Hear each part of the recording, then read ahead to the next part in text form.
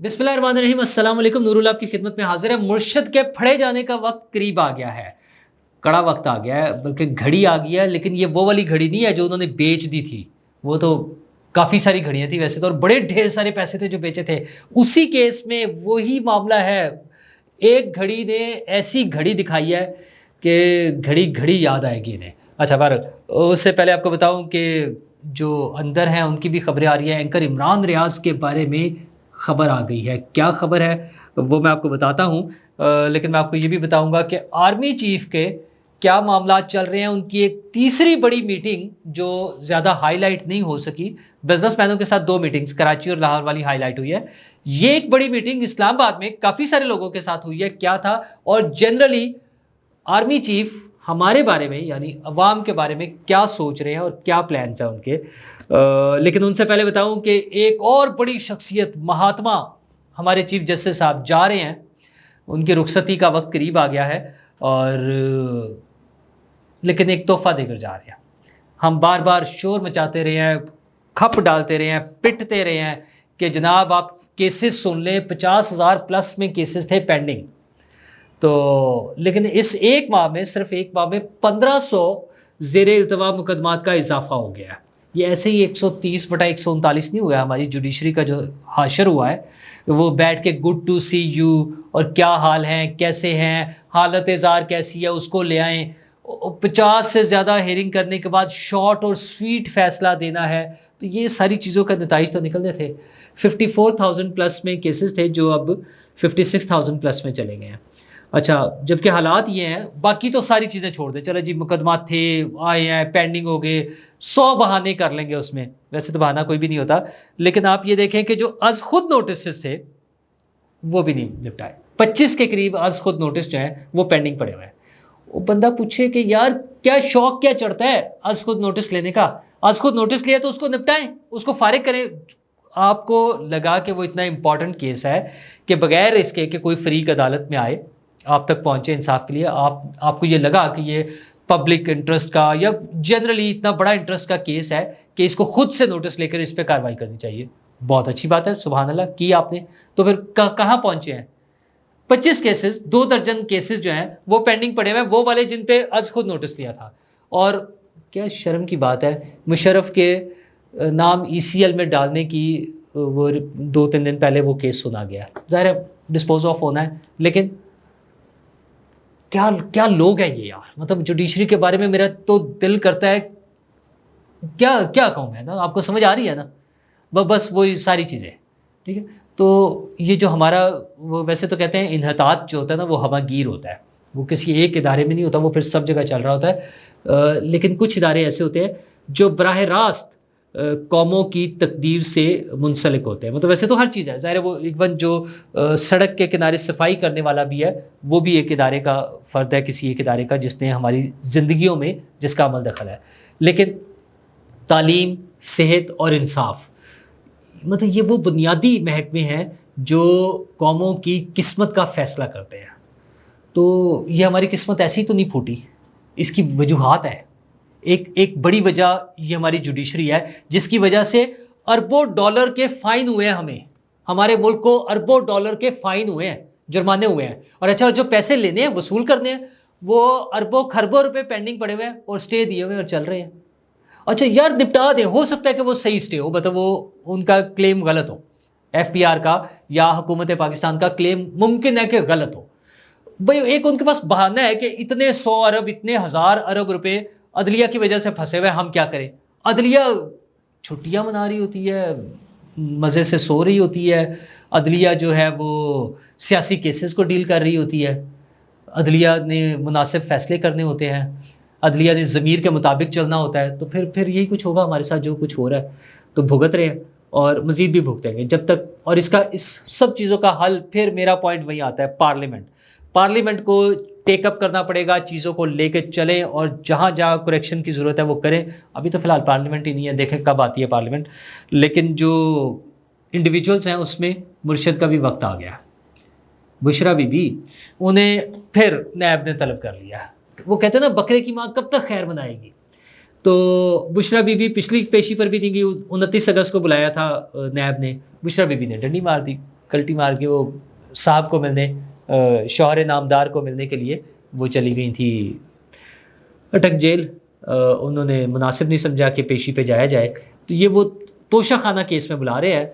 ये जो आज उन्हें घड़ी देखनी नसीब हो रही है, इसमें उस घड़ी का भी बड़ा किरदार है। वो जो हमारे दोस्त इमदाद सोमरू साहब ने बताई थी ना कि बेच दी है इन्होंने, वो OLX था ना, बेच दे, तो इस तरह इन्होंने बस OLX ही थे। खान साहब और उनके घर वाले जो है ना, वो प्योर OLX बने, जो चीज़ आई बेच दे, उठा ले जाओ, लूट लो, खा लो, गायब कर दो। और दर्स देते थे रियासत मदीना बनाने का, बातें करते थे इंसाफ का निज़ाम कायम करने का, ख्वाब थे या हमें ख्वाब दिखा रहे थे कि बड़े और छोटे के लिए एक जैसा कानून होगा, और सबज़ बाग ही दिखा रहे थे हमें तो। और ख़ुद जो है वो चीज़ें लेके, बेच के, लपेट के, पैसे लेके फारिग हो गए। खैर खान साहब अभी जेल में हैं कुछ दिन के लिए, देखें एक आध दफ़ा, मुझे लगता है कि एक आध दफ़ा गुंजाइश शायद निकला है उनके निकलने की, लेकिन उस वक्त तक मुमकिन तौर पर बुशरा बीबी भी उनके साथ पहुंच जाएंगी और फिर इकट्ठे बैठ के अच्छा ना ज़रा रूहानियत की बातें ज़्यादा तवज्जो से हो सकेंगी, क्योंकि खान साहब को तो मौका नहीं मिलता। बड़ी मुद्दत के बाद उन्हें मौका मिला है कुरान पढ़ने का। अल्लाह ताला उन्हें तौफीक दे पढ़ने की, समझने की, और फिर उसके बाद उस पर अमल करने की। और हम सबको, मतलब खान साहब अकेले नहीं, अल्लाह ताला हम सबको तौफीक दे। तो बुशरा बीबी वहाँ पहुँच जाएंगी तो ज़रा रूहानियत की बातें भी होती रहेंगी। तो बुशरा बीबी तो अभी बाहर है, जो अंदर हैं उनके बारे में भी परेशानी थी। उनमें से एक है एंकर इमरान रियाज खान। बहुत बातें हुई हैं, बहुत मरतबा अदालतों ने बात की है, लेकिन फाइनली ये हुआ है कि अभी तक तो वो अंदर है। अंदर भी कहाँ है किसी को नहीं पता, ये कोई जवाब भी नहीं देता। लेकिन कल जो है IG पंजाब ने एक हौसला अफजा बात की। उन्होंने कहा जी मुझे 10-15 दिन दें, मैं कोई खुशखबरी सुनाऊंगा। फिर वही इंसाफ का मजाक कि IG साहब को खुशखबरियां सुनाने के लिए नहीं रखा हुआ हमने, लेकिन चूंकि अदालतें भी वैसी हैं, अदालतों के फैसले भी वैसे हैं, इसलिए कोई किसी से पूछने को तैयार नहीं है। IG साहब का काम खुशखबरियां सुनाना नहीं है, जैसे चीफ जस्टिस का काम स्वीट फैसले सुनाना नहीं है, ऐसे ही IG साहब का काम खुशखबरियां सुनाना नहीं है। उन्हें अदालत ने ऑर्डर दिया, बताएं कि सर ये हो सकता है, ये नहीं हो सकता। It should be black and white में होना चाहिए ना, वो ग्रे एरिया क्यों क्रिएट कर रहे हैं? हमें पता है, ठीक है, सबको पता है मसाइल, लेकिन वो तो कम से कम क्लियर, वो कह दें यार नहीं पता हमें, इतना तो करें, हिम्मत करें। ये कहानियां ना सुनाई, बार उन्होंने सुना दी है और अदालत ने भी उन्हें 13 दिन का टाइम दे दिया है। अब वो 13 दिन में कोई खुशखबरी सुनाने जा रहे हैं, तो लेट्स सी कि क्या होता है। हमारा उसमें सिर्फ एक पॉइंट ऑफ व्यू है कि जिसने जो जुर्म किया उसको उसकी सजा मिलनी चाहिए, एग्रीड, 100% एग्रीड। लेकिन ये जो गुमशुदगियां हैं, गायब हो जाना, नॉट फेयर। मतलब आप उसको कानून के दायरे में लाके करें, ताकि लोगों के वो गम और गुस्से का वजह ना बने, मजीद नफरतों की वजह ना बने। जब कानून के मुताबिक अदालतों के जरिए फैसला करके सजा होती है तो वो बहुत हद तक एक्सेप्टेबल हो जाती है। बुरी लगती है, गुस्सा होता है, नाराजगी होती है, सब कुछ है, बट वो एक्सेप्टेबल हो जाती है। जब इस तरह से वो गायब हो जाते हैं लोग, तो वो उनकी सजा पीछे रह जाती है, वो मजलूम बन जाते हैं। वो फिर उनका गुनाह, उनका जुर्म जो है वो छुप जाता है इस उसमें आकर, फ्रेमवर्क में आकर कि जनाब वो गायब है। तो उसका हुकूमत को कोई बंदोबस्त करना चाहिए, उनका भी कर देना चाहिए। वैसे हुकूमत को तो बहुत सारे बंदोबस्त करने चाहिए जो अभी नहीं हो रहे, और आर्मी चीफ तो बहुत सारा बंदोबस्त करने के चक्कर में है हमारा, SIFC के ज़रिए, और इस हुकूमत के ज़रिए वो कोई माशी इनकलाब लाने का प्लान कर रहे हैं। उसमें उन्होंने 2 बड़ी मीटिंग्स की हैं बिजनेसमैनों के साथ, जिसमें एक कराची में थी और एक लाहौर में हुई।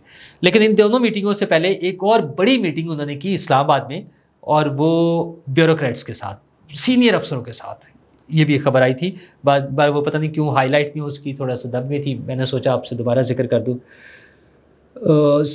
ब्यूरोक्रेट्स का, सरकारी अफसरान का एक बड़ा टिपिकल सा बहाना है कि जनाब हमें तो नैब ने पकड़ लेना है, हम काम ही नहीं करते। और बाकी जेन्युइनली बहुत से लोग ऐसे भी हैं, अगरचे उसमें उनकी नालायकी भी शामिल है, जो लोग ये बहाना करते हैं, लेकिन बहरहाल उनके पास एक एक्सक्यूज है कि जनाब हम इसलिए काम नहीं कर रहे कि अगर हमने काम किया तो कल को पकड़ लेंगे। अच्छा, काम ना करने पे तो किसी ने पूछता ही नहीं ना, वो तो फिर वही जो ऊपर तक सिलसिला चला आ रहा है, जो अभी मैं रोना धोना सुना रहा हूँ आपको, 130/139 का। काम ना करने पे कोई नहीं पूछता, हाँ काम करने पे पूछा जाता है। तो सरकारी अफसरान का एक गिला ये था, या एक खौफ ये है कि जनाब हमें नैब वाले पकड़ लेते हैं। तो मुबैना तौर पर जो रिपोर्ट्स आई हैं उनके मुताबिक आर्मी चीफ ने कहा कि आप टका के काम करें, फुल स्पीड पे काम करें, जो जो काम हो रहा है आपके जिम्मे आता है पूरा उसको कानून और उसके मुताबिक करें। आपको नैब की फिक्र नहीं करनी, वो मैं संभाल लूंगा, नैब मेरे जिम्मे, आपके काम की वजह से नैब नहीं आपको पकड़ेंगे, नैब वाले आपको नहीं आकर पकड़ते। ठीक है, बहुत अच्छी बात है। वो जो हम कहते हैं ना सुर्ख फीता लगा होता है, फाइलें रुक जाती हैं, मलिक रियाज साहब आके हमें सुनाते हैं कि मुझे पहिए लगाने पड़ते हैं, वो गलत चीज़ें हैं। और जो इंटरनेशनल इन्वेस्टमेंट आनी है वो पहिए लगाने के चक्करों में नहीं आते। अगर उनको हम पहले स्टेप पर ही आते ये पता चले कि ये रिश्वतें देनी है, ये ओब्लाइजमेंट्स हैं और इस तरह से चीज़ें, तो वो फिर इन्वेस्टमेंट करने नहीं आते। फिर उनके लिए और बहुत सारी मार्केट्स हैं, हमारे आसपास भी हैं। ठीक है, वो जेन्युइन सी बात है कि हैं, फिर वो कहीं और चले जाएंगे। बिजनेसमैन को तो दो चीज़ें चाहिए, रिटर्न ऑन इन्वेस्टमेंट, अपने जो उसकी इन्वेस्टमेंट हो रही है, जो वो सरमायाकारी कर रहा है उस पर उसको मुनाफा चाहिए, और दूसरा पीसफुल एनवायरनमेंट बिजनेस के लिए और लिविंग के लिए, दोनों सूरतों के लिए। तो ये बिजनेसमैन को रिक्वायर्ड है, तो उसके लिए आर्मी चीफ ने कहा है। लेकिन एक चीज़ और जो समझ आ रही है वो ये है कि कोई फौरी रिलीफ देने के मूड में कोई भी नहीं है। मैंने बिजली के बिलों का जिक्र किया पिछले व्लॉग में कि हुकूमत ने ऐलान कर दिया कि बिजली के बिलों में फौरी रिलीफ नहीं दे रहे, पहले बिजली चोरों को पकड़ेंगे। अच्छा, चूंकि पॉलिटिकल गवर्नमेंट नहीं है और गवर्नमेंट के हेड वैसे तो अनवारुल हक काकड़ साहब हैं और बड़े ज़बरदस्त आदमी हैं, कमाल के आदमी हैं वैसे वो भी ना, बाकी असल में ना, लेकिन मसला ये कि असल हेड जो इस वक्त चला रहे हैं सारी चीज़ों को, ड्राइविंग सीट पर बैठे हुए हैं, वो आर्मी चीफ हैं। उनका भी कोई पॉलिटिकल वो नहीं है, प्लान नहीं है। पॉलिटिकल प्लान का मतलब ये होता है कि फौरी तौर पे रिलीफ देके लोगों को खुश करना, जो कि हम एक्सपेक्ट कर रहे थे कि शायद बिजली के बिलों पर जिस तरह से शोर मच रहा है, जो एहतजाज हो रहा है, हकीकी बिल्कुल असल, उसमें कोई बनावट नहीं है, कोई दिखावा नहीं है। मुझे बड़े बुरे लगते हैं वो लोग जो कहते हैं कि जनाब ये तो मीडिया हाइप है। कोई मीडिया हाइप का मसला नहीं है, जेन्युइनली लोगों का मसला है, ज़्यादा बेलाना मसला है। अच्छा, उसमें बिजली चोरी है, मीटर रीडर के मसले हैं, जो भी वो हुकूमत के एंड पर है ना, उन्होंने हल करने हैं, वो करके दें। तो उन्होंने कौन सा कोई वोट लेने आना है, आर्मी चीफ ने वोट मांगने तो आना नहीं है आपसे और मुझसे, तो इसलिए उनका कोई ऐसा प्लान नहीं है कि कॉस्मेटिक सर्जरी करके आपको फौरी कोई रिलीफ दिया जाए। वो एक लॉन्ग टर्म प्लानिंग के साथ है, उसमें एग्रीकल्चर पे काम हो रहा है, लोकल एग्रीकल्चर पे काम हो रहा है, इंटरनेशनल इन्वेस्टमेंट के लिए काम हो रहा है, और बाकी सारी चीज़ें भी चल रही हैं। स्मगलिंग रोकना, डॉलर्स की ट्रांजैक्शन जो है, स्मगलिंग डॉलर्स की भी बल्कि स्मगलिंग हो रही है, उसको रोकना, ये सारी चीज़ें। बल्कि पिछले दिनों जो मीटिंग्स थी बिजनेसमैन के साथ, उसमें एक जब कमेंट्स दे रहे थे बिजनेसमैन, तो उन्होंने कहा सर लोग जो है भूख से मर रहे हैं। तो आर्मी चीफ ने कुरानी आयात पढ़कर सुनाई कि अल्लाह भूख से भी आजमाता है, खौफ से और भूख से आजमाता है। तो ही इज़ वेरी क्लियर कि ये एक मुश्किल वक्त है और ये इसको इसी तरह से बर्दाश्त करना पड़ता है। कोई कॉस्मेटिक सर्जरी करके जो फौरी रिलीफ वाला मामला है, वो अभी तक तो मुझे लग रहा है कि उनकी प्लानिंग में नहीं है। वो कह रहे कि सही तरीके से स्टेप वाइज चल के जो एग्रीमेंट्स हैं IMF के साथ, वर्ल्ड बैंक के साथ, जिसके साथ, वो उसी तरह से पूरे करते हुए रगड़ा और लगेगा, और उनको उम्मीद है कि चीज़ें ठीक हो जाएंगी। उम्मीद हमें भी यही है कि चीज़ें ठीक हो जाएंगी फॉर 2 रीजंस। ए, हमारे पास दूसरी कोई ऑप्शन नहीं है, अगर हम ये उम्मीद भी ना करें तो हम क्या करें, और बी, हौसला, आसरा, दुआ, यकीन, फेथ कि इंशाल्लाह चीज़ें ठीक हो जाएंगी। इतने सारे लोग हैं, 25 करोड़ लोग हैं इस मुल्क में, तो एफर्ट्स अपनी जगह, साथ दुआएं भी अपनी जगह। असल में तो लोगों की एफर्ट्स के साथ साथ हुकूमत ही को एफर्ट्स करनी पड़ेंगी। ये सारी चीज़ें जो हम सुन रहे हैं कि स्मगलिंग रोकनी है, चोरी रोकनी है, ज़ख़ीरा अंदाज़ी रोकनी है, शुगर वालों को पकड़ना है, ब्ला ब्ला ब्ला, सारी चीज़ें जो करनी है ये हुकूमत नहीं करनी है। तो जनाब बिस्मिल्लाह करें, स्टेप लें। अभी आहिस्ता आहिस्ता खबरें आनी शुरू हुई हैं, बिजली चोर, ये चीज़, बड़े बड़े मगर बच्चों के नाम लिस्टें बनी पड़ी हैं।